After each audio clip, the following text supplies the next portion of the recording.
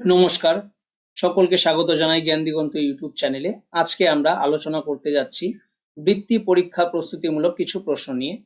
আজকে আমাদের বিষয়টি হচ্ছে আমাদের পরিবেশ। আমরা এই বিষয় থেকে আজ কিছু প্রশ্ন নিয়ে আলোচনা করব। প্রশ্নে যাওয়া যাক। প্রথম প্রশ্নটি হচ্ছে, মানুষের প্রথম কাজের ধাতুটি কি? সঠিক উত্তরটি হচ্ছে তামা। পরবর্তী প্রশ্ন, পোড়ামাটির জিনিস তৈরি হয় কোন জেলাতে? বাঁকুড়া জেলাতে। তাছাড়াও আমরা জানি যে বাঁকুড়া জেলার বিষ্ণুপুর হচ্ছে টেরাকোটার শিল্পের জন্য বিখ্যাত।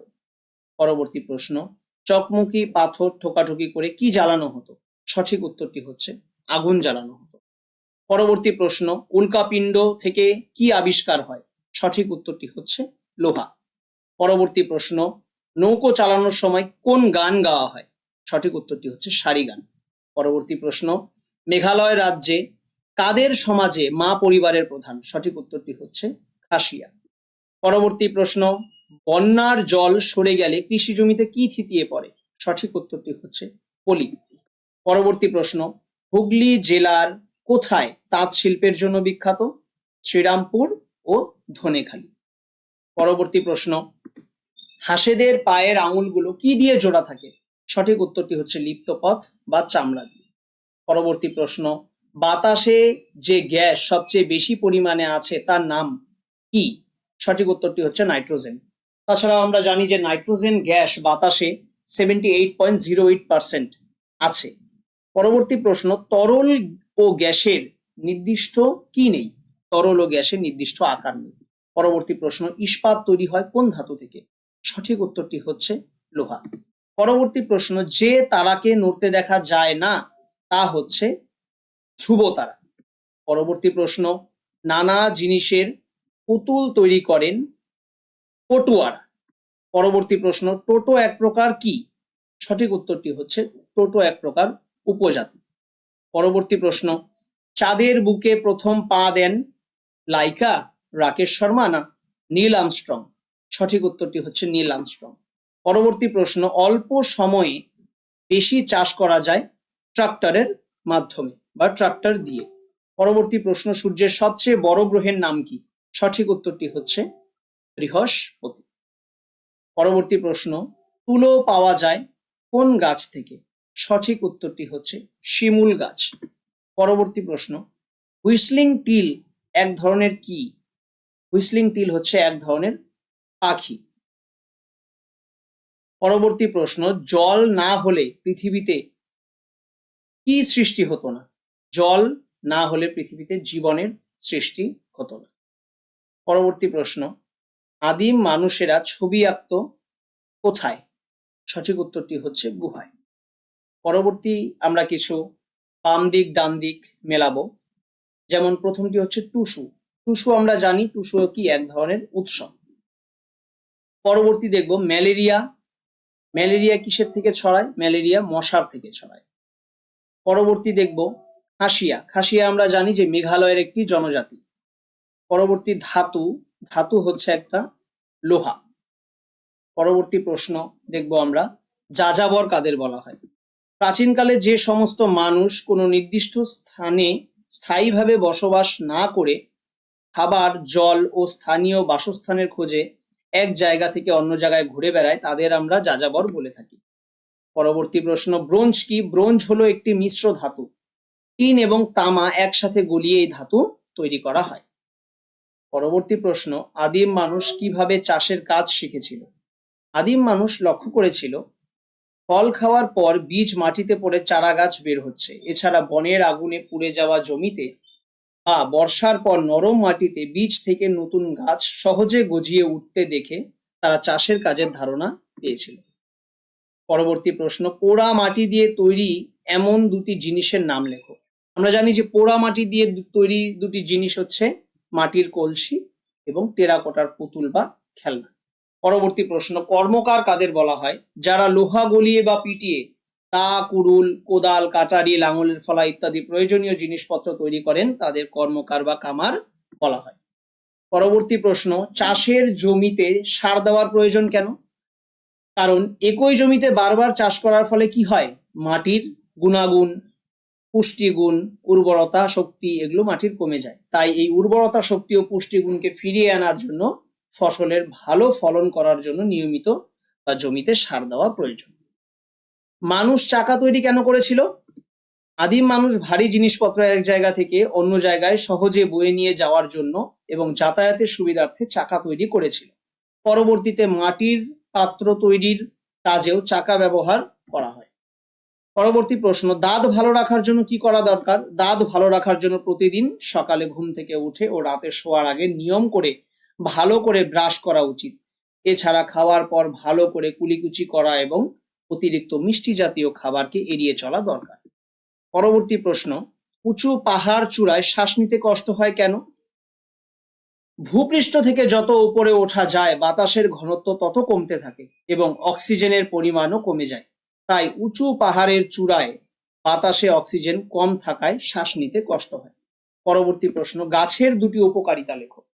আমরা জানি যে গাছের দুটি উপকারিতা হচ্ছে, গাছ আমাদের শ্বাস নেওয়ার জন্য অক্সিজেন দেয় এবং ক্ষতিকারক কার্বন ডাই অক্সাইড শোষণ করে। গাছ থেকে আমরা নানান রকমের ফলমূল, কাঠ ও ওষুধ তৈরির ভেষজ উপাদান পাই। পরবর্তী প্রশ্ন হচ্ছে, জীবাণু কোথায় কোথায় থাকে? জীবাণু খালি চোখে দেখা যায় না, তবে এরা সর্বত্রই থাকে। নোংরা জলে, বাসি খাবারে, বাতাসে, মাটিতে, পচা আবর্জনায় এবং অসুস্থ মানুষের বা পশুর শরীরে। পরবর্তী প্রশ্ন, আমরা কিছু টিকা লেখো দেখব। যেমন লোকগান, গ্রামীণ মানুষের মুখে মুখে প্রচলিত বা সাধারণ মানুষের জীবনযাত্রা, সুখ দুঃখ ও সংস্কৃতিকে কেন্দ্র করে যে গান গড়ে ওঠে তাকে লোকগীতি বা লোকগান বলা হয়। যেমন বাউল, ভাটিয়ালি, ভাওয়াইয়া, ঝুমুর ইত্যাদি। এই গানগুলোর কোনো লিখিত রূপ থাকে না, এক প্রজন্ম থেকে অন্য প্রজন্মের কানের মাধ্যমেই ছড়িয়ে পড়ে। পরবর্তী দেখব গম্ভীরা। গম্ভীরা হলো পশ্চিমবঙ্গের মালদহ জেলার একটি অত্যন্ত জনপ্রিয় লোক উৎসব ও লোকনৃত্য সম্মিলিত একটি গান। মূলত চৈত্র সংক্রান্তির শিব পূজাকে কেন্দ্র করে এই উৎসবের উৎপত্তি। গম্ভীরার গানের মাধ্যমে ব্যঙ্গ কৌতুকের ছলে সমাজের নানা সমস্যা ও সমসাময়িক ঘটনা তুলে ধরা হয়। এর প্রধান চরিত্র হিসেবে সাধারণত নানা ও নাতিকে দেখা যায়। এখানে নানা ও নাতি বলতে ঠাকুরদা ও নাতির কথা বলা হয়েছে। পরবর্তী প্রশ্ন, বড় শিল্প। যে সমস্ত শিল্প কারখানায় প্রচুর মূলধন বা টাকা পয়সা বিনিয়োগ করতে হয়, আধুনিক ও বড় বড় যন্ত্রপাতির প্রয়োজন হয় এবং হাজার হাজার শ্রমিক কাজ করেন, তাকে বড় শিল্প বা বৃহৎ শিল্প বলি। যেমন দুর্গাপুরের লৌহ ইস্পাত শিল্প, চটের কল বা পাট শিল্প এবং রেল ইঞ্জিন তৈরির কারখানা। পরবর্তী প্রশ্ন, কৃত্রিম উপগ্রহ। মানুষের তৈরি যে সমস্ত বৈজ্ঞানিক যন্ত্র বা মহাকাশ যান পৃথিবীর চারিদিকে নির্দিষ্ট কক্ষপথে ঘোরে তাদের কৃত্রিম উপগ্রহ বা আর্টিফিশিয়াল স্যাটেলাইট বলা হয়। যেমন ভারতের আর্যভট্ট বা ইনস্যাট। এই উপগ্রহগুলোর সাহায্যে আবহাওয়ার পূর্বাভাস জানা যায়, টিভি ও মোবাইলে সিগন্যাল পাঠানো হয় এবং মহাকাশ গবেষণা করা যায়। পরবর্তী প্রশ্ন, গ্যালিলিও গ্যালিলি। গ্যালিলিও গ্যালিলি ছিলেন ইতালির একজন বিখ্যাত বিজ্ঞানী, জ্যোতির্বিজ্ঞানী ও গণিতজ্ঞ। তিনি প্রথম দূরবীন উন্নত করে মহাকাশ পর্যবেক্ষণের কাজে লাগান। তার দূরবীনের সাহায্যে তিনি চাঁদের পাহাড়, পর্বত, বৃহস্পতির উপগ্রহ ও সূর্যের দাগ আবিষ্কার করেন। তিনি প্রমাণ করেছিলেন যে পৃথিবী নয় বরং সূর্যকে কেন্দ্র করেই পৃথিবী সহ অন্যান্য গ্রহগুলো ঘুরছে। পরবর্তী প্রশ্ন দেখব, বাতাসের তিনটি উপাদানের নাম। আমরা জানি বাতাসের প্রধান তিনটি উপাদান হচ্ছে নাইট্রোজেন, অক্সিজেন আর কার্বন ডাই অক্সাইড। পরবর্তী প্রশ্ন, লালারসের কাজ কি? লালারসের প্রধান কাজগুলি হচ্ছে, এটি কি করে? শুকনো খাবারকে ভিজে ও নরম করে গিলতে সাহায্য করে। লালারসে থাকা উৎসেচক খাবার হজম করতে সাহায্য করে, বিশেষ করে শর্করা জাতীয় খাবারকে ভাঙতেও সাহায্য করে। এটি মুখের ভেতরের ক্ষতিকারক জীবাণু ধ্বংস করতে সাহায্য করে। পরবর্তী প্রশ্ন, চোখ ভালো রাখার জন্য কি কি খাবার খাওয়া উচিত? চোখ ভালো রাখার জন্য ভিটামিন এ সমৃদ্ধ খাবার আমাদের খাওয়া উচিত। যেমন পাকা পেঁপে, গাজর, পাকা আম, সজনে ডাঁটা, লাল শাক, নোটে শাক ও ছোট মাছ। পরবর্তী প্রশ্ন, আমাদের দেশের ঋতুগুলি কি কি? আমাদের দেশের প্রধানত 6টি ঋতু দেখা যায়। এগুলি হলো গ্রীষ্মকাল, বর্ষাকাল, শরৎকাল, হেমন্তকাল, শীতকাল ও বসন্তকাল। পরবর্তী প্রশ্ন দেখব, সমাজে বাস করার উপকার কি? সমাজে বাস করার প্রধান উপকারগুলি হলো মানুষের মধ্যে পারস্পরিক সহযোগিতা ও একতা বৃদ্ধি পায়, বিপদে আপদে একে অপরের পাশে দাঁড়ানো যায়, নিরাপত্তা পাওয়া যায়, সকলে মিলেমিশে কাজ করার ফলে সমাজে তথা দেশের উন্নতি দ্রুত হয়। পরবর্তী প্রশ্ন দেখব, চাষের জমিতে কিভাবে সেচের ব্যবস্থা করা হয়?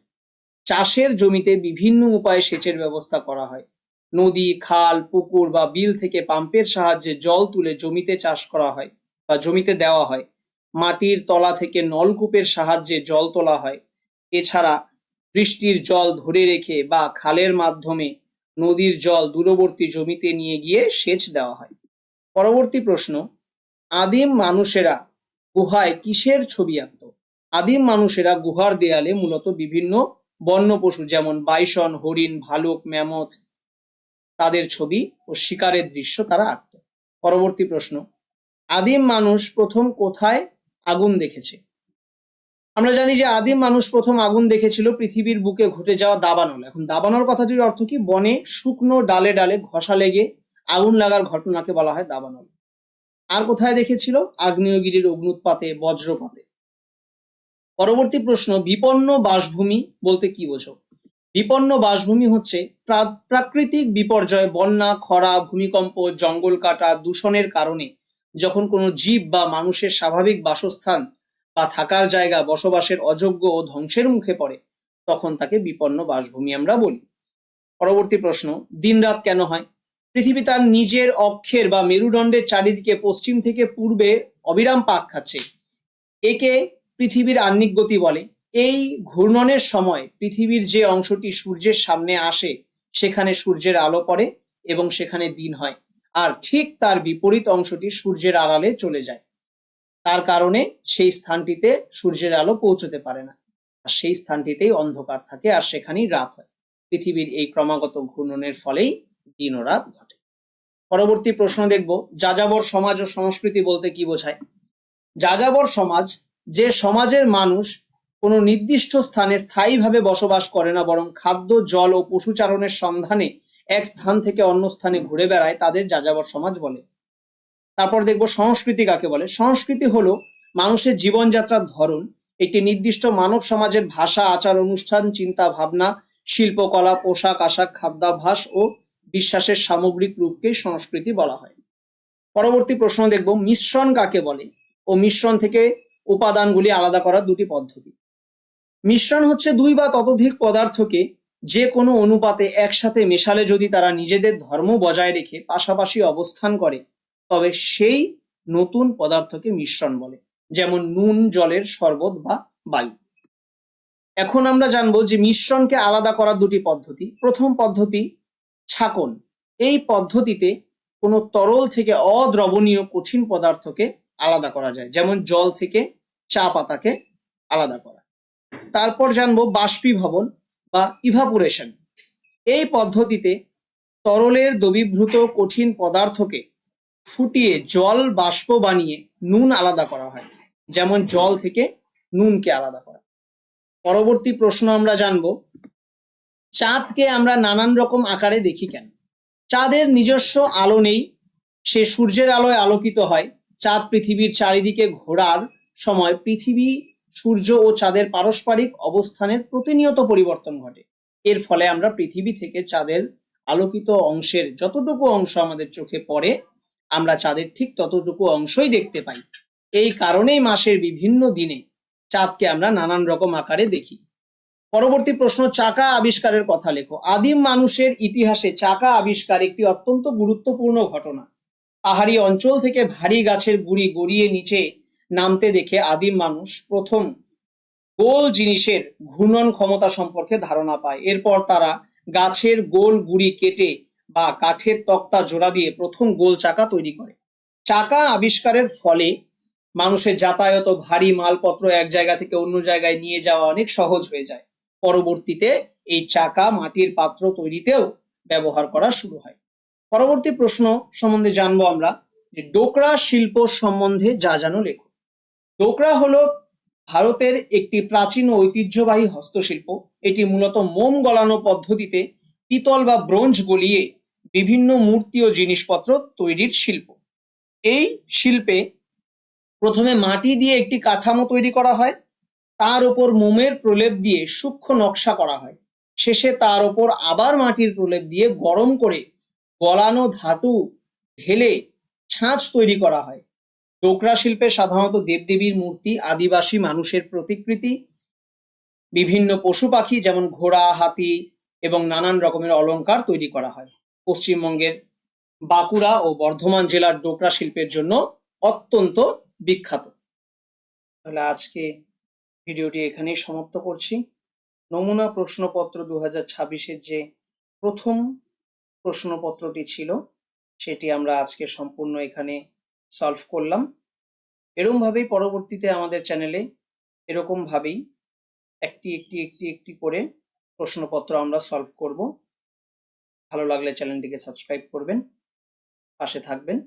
পরবর্তী আরো ভিডিও খুব তাড়াতাড়ি আসছে। এক করে আমরা এইভাবেই ভিডিও দিতে থাকবো প্রত্যেকটি সাবজেক্টের। ধন্যবাদ।